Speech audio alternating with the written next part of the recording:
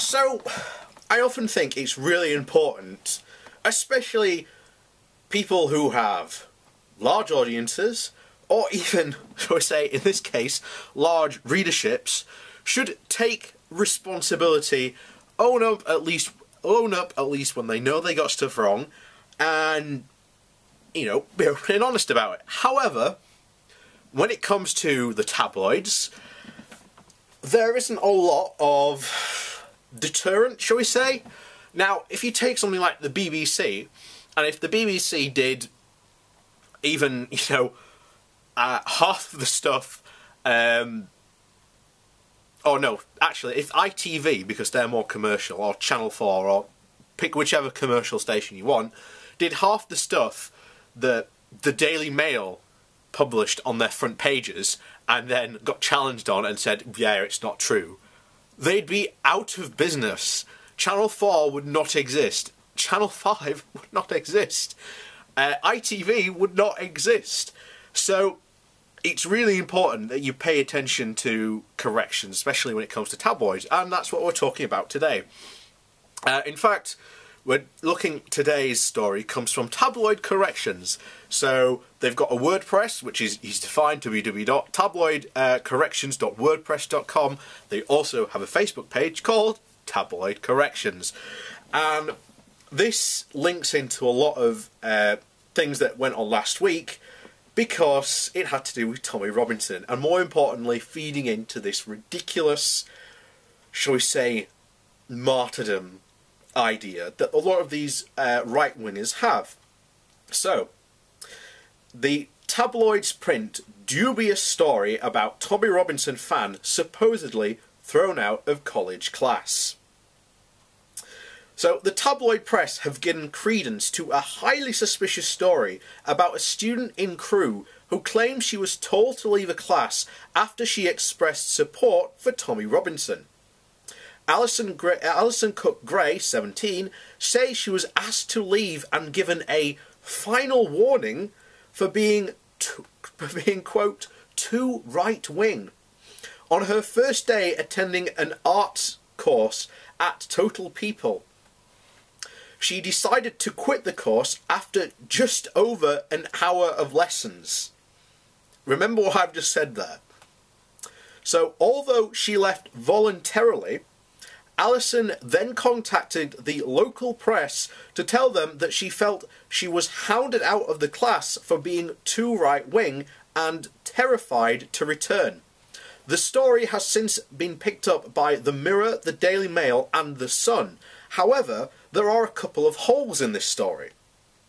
Firstly, she claims that the teacher said, "Get out, we don't want people with your views," after she spoke out in favour of Robinson. But she then remained in the class for a rather convenient conversation about who's everybody's favourite person was, where apparently she was the only Tommy Robinson fan among a sea of Corbynites. I'm not going to lie, 17, especially in an art class, not a lot of people on a discussion of who your favourite person is probably going to be Jeremy Corbyn. So that is, to me, that's a red herring right there. She then says that the teacher offered to have a word with the other students after she felt they were ganging up on her. Presumably the same teacher who moments earlier had rudely shouted at her to get out. Secondly, it seems rather unlikely that a student would be given a final warning less than an hour into the first lesson. Aren't final warnings reserved for repeat offenders and at least a last resort before taking action? Surely the process for anyone stepping out of line would be a couple of verbal warnings and then a written warning before any measures were taken. And yet, we're supposed to believe, based purely on the girl's testimony, that the teacher went straight for the final warning as a first step while kicking her out of the classroom at the same time. The papers reported that Alison's dad, Gareth, was left absolutely fuming. his words apparently, about the whole episode. And surprise, surprise, it turns out that he's a big fan of Robinson himself, referring to him as a legend. Of course, the story can't be completely dismissed as untrue for certain, based as it is on one person's rather shaky account of proceedings that would involve a very bizarre sequence of events. It doesn't seem likely.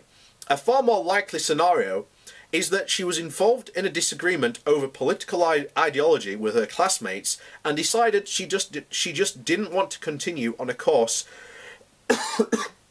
with people who disagreed with her.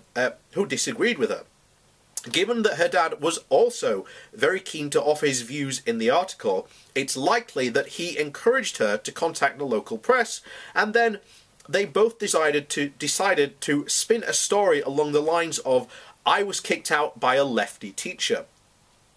This of course is conjecture. But remember that Alison wasn't actually sanctioned at all. It was entirely her decision to quit the course. And a lot of people, especially on YouTube that I've been seeing reporting on this, have been saying that she was booted out, that the school kicked her out. That did not happen. She left of her own accord. So you would think that journalists with any critical thinking skills whatsoever might analyse the girl's shaky account of what happened and dig a little deeper to get to the bottom of things, rather than just blindly parroting her strange version of events. But it seems that those writing for newspapers, both local and national, are far more interested in creating clickbait content these days. But what they are actually doing is far more worrying, and this is where I start to agree with this really heavily.